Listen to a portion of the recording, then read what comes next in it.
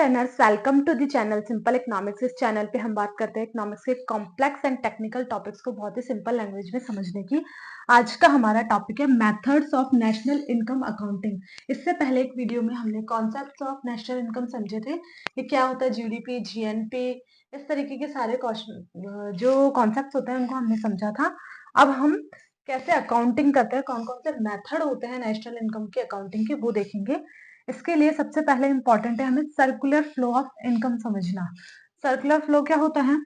Firms और house hold, ये हम टू सेक्टर मॉडल ले रहे हैं। फर्म्स एंड हाउस होल्ड है। फर्म्स से goods and services household की तरफ जाती है एंड हाउस होल्ड अपने फैक्टर सर्विसेज, फैक्टर सर्विसेज क्या होती है? These are the factor services, ये सर्विसेज अपनी फर्म्स तक भेजते हैं। देन फर्म्स जो है वो इनकम अपनी हाउस होल्ड तक भेजती है और स्पेंडिंग जो होती है वो फर्म्स तक आती है। तो इसमें बैलेंस बना हुआ रहता है, यहाँ पे कोई लीकेजेस नहीं है, इनका कंजप्शन बराबर है फर्म्स के प्रोडक्शन के, ये इक्वल टू होता है। अब 4 फैक्टर्स ऑफ प्रोडक्शन हमारे क्या होते हैं? लेबर, ह्यूमन लेबर होता है, उसकी जो फैक्टर होता है उसको पेमेंट मिलती है वेज के रूप में, कैपिटल को मिलता है इंटरेस्ट, एंटरप्रेन्योरशिप का रिवॉर्ड है प्रॉफिट और लैंड का रिवॉर्ड है रेंट।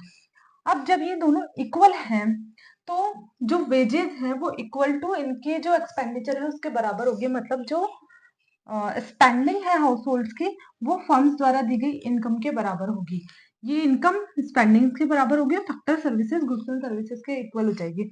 तो अब हम किसी भी मेथड से नेशनल इनकम कैलकुलेट करें वो सेम आएगी। लाइक अगर हम प्रोडक्शन के बेस पे करें कि फर्म्स ने कितना प्रोड्यूस किया, तो जितना प्रोड्यूस हो रहा है उतना कंज्यूम हो रहा है, तो प्रोडक्शन के बेस पे अगर हम करते हैं तो वो भी इक्वल होगा। अगर हाउस होल्ड की इनकम के बेस पे करें कि केवल इनकम ले पूरे हाउस होल्ड की, जितने भी हाउस होल्ड इकोनॉमी में हैं, तो भी वो हमारे सेम आएगी। अगर हम हाउस होल्ड का एक्सपेंडिचर लेके कितनी स्पेंडिंग हो रही है हाउस होल्ड की, तो वो भी सेम आएगा, इनकम इक्वल हो जाएगी स्पेंडिंग के।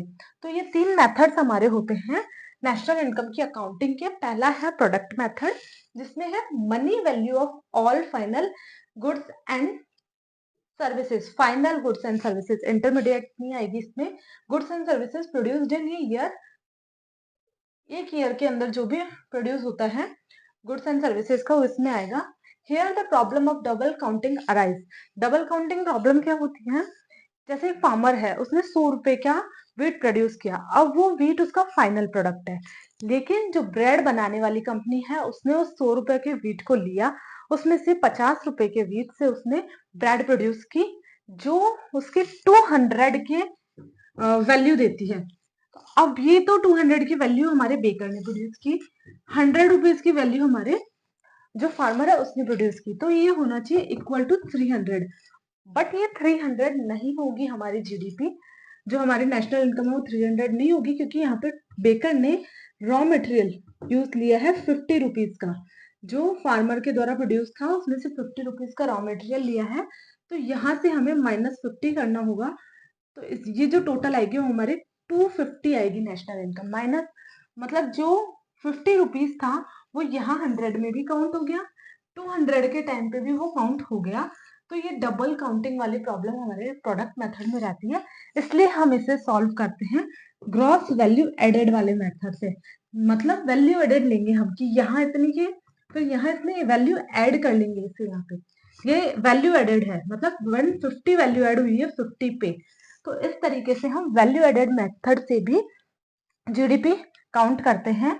तो इसमें ये होता है हमारा GDP is equal to sum of gross value added of all the forms in the economy. अब हम देखते हैं हमारा expenditure method, which is sum of expenditure incurred on goods and services during 1 year in a country.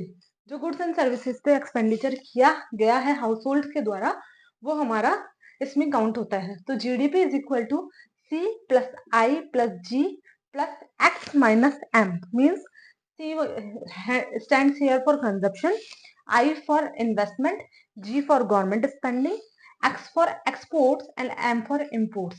This is what the expenditure of all the factors in the economy. अब हम next देखते हैं income method. Income method से क्या होता है, income received by all factor of production taken together. All factor of production taken together जो होती है इनकम, वो हमारी इनकम मेथड से जीडीपी में कैलकुलेट करते हैं। तो GDP is equal to W मतलब वेजेस, डब्ल्यू मतलब wages, P means profit, I N means interest and R is equal to rent. इन सबका जो सम टोटल होगा वो हमारे इनकम मेथड से जीडीपी होगा। अब यहाँ हमें ध्यान रखना है कि इसमें ट्रांसफर पेमेंट्स इंक्लूड नहीं होते और इलीगल मनी भी इसमें इंक्लूड नहीं होता इनकम मेथड में। So that's all for this. Thank you so much.